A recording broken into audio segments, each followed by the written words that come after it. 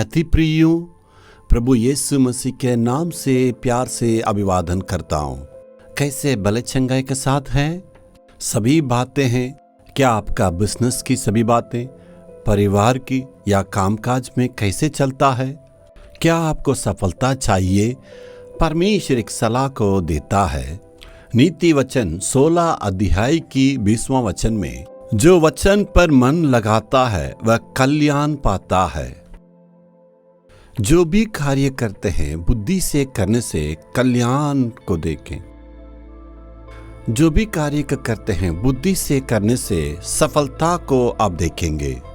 कोई हमें ये पूछते हैं, क्या तुम्हारी बुद्धि कहाँ गई?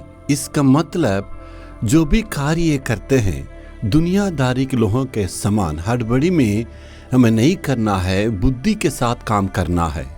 क्या इससे भलाई मिलेगा? इसको कैसे करने से लाभ मिलेगा? ऐसे हमें सोचना है। तब परमेश्वर सभी बातों में हमें बुद्धि को देता है।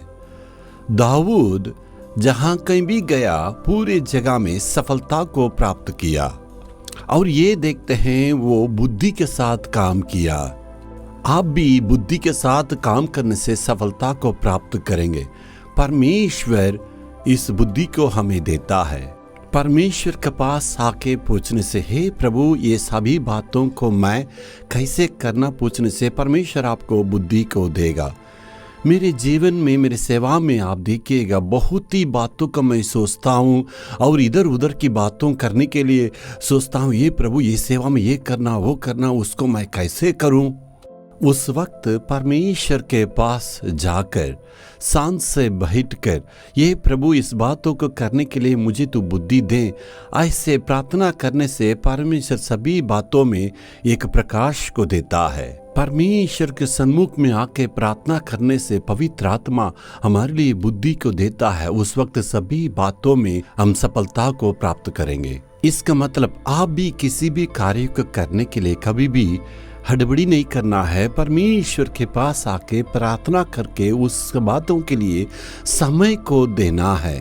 तब बुद्धि से जब काम करेंगे उस कार्य में परमेश्वर सफलता को देने के लिए वादा देता है।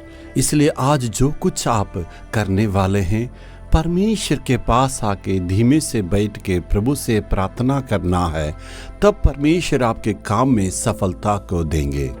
हे प्रभु, तू हमें बुद्धि को और ज्ञान को देता है। हे प्रभु, आज ये बेटा बेटी किस बातों में डगमगा रहे, इनको बुद्धि को दे, सफलता को दे, विजय को दे। यीशु मसीह के नाम से प्रार्थना मांगता हूँ पिता। आमीन आमीन।